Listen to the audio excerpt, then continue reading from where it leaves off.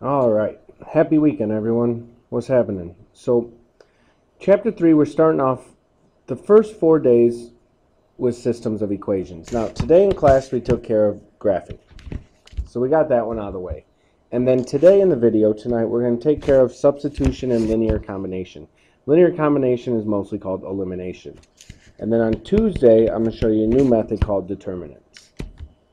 All right, so today we're focusing on substitution and elimination. So let's start with our first one.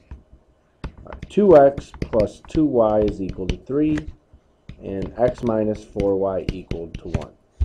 Negative 1, let's say. So systems of equations is solving equations in two variables. So x's and y's generally, but it could be any variables. And what we want to do is utilize one variable, combine the two equations to utilize one in order so we can solve. Now, substitution is a very good method to use when you have a variable rolling solo. All right, and when I say rolling solo, I mean it's all by itself. It has a lead coefficient of positive 1.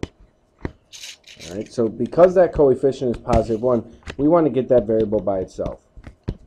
So I'm going to use inverse operations to get x by itself. So x equals negative 1 plus 4y. Now, once you have a variable by itself, what you're going to do is you're going to take what its equivalent, so x is equal to negative 1 plus 4y, and I'm going to substitute in that variable in the second equation, hence the name substitution. So I'm going to take that top equation, 2 times x, but instead of x, I'm going to substitute in negative 1 plus 4y. All right, and then the rest of the equation is going to follow as is. Now that we've created an equation, notice all we have is y's. So now we have an equation in one variable, and it's easy to solve. So I distribute my 2, negative 2 plus 8y plus 2y equals 3. Combine your like terms and solve your equation.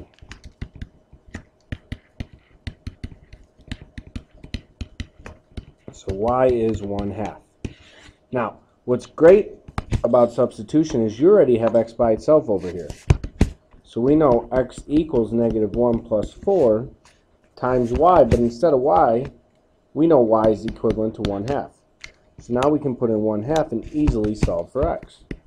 So x is equal to negative 1 plus half of 4, which is 2. So x is 1.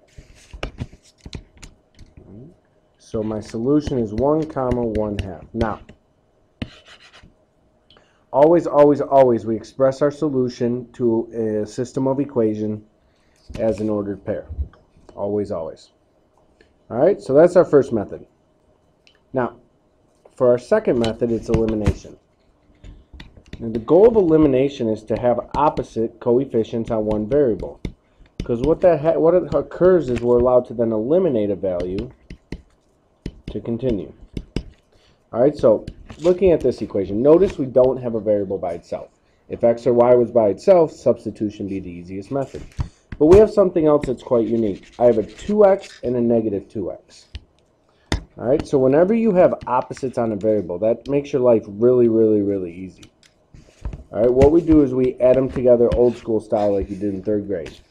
2x plus negative 2x is 0. So we've eliminated our x's.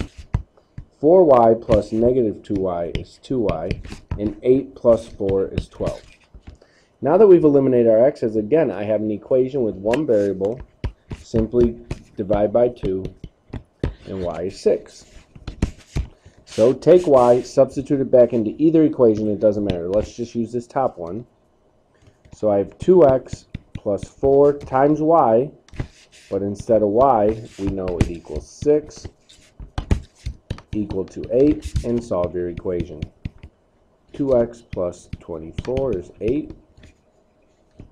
Subtract 24. 2x is negative 16.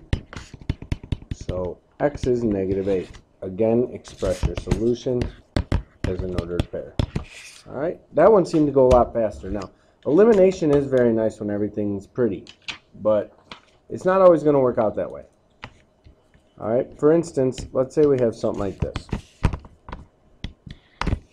3x plus 5y equals 6.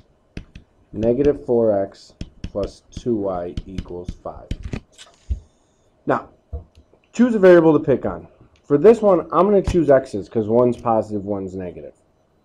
All right. So what do I have to multiply 3 and 4 by to get the least common multiple, right? That's kind of what we're shooting for. So I'm going to shoot for 12. So to get 3 equal to 12, I got to multiply by 4. But not only that, I got to multiply every single number in that equation by 4.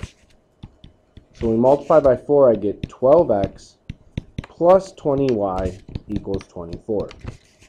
Now down below, to accomplish the same feat, I got to multiply everything down here by 3.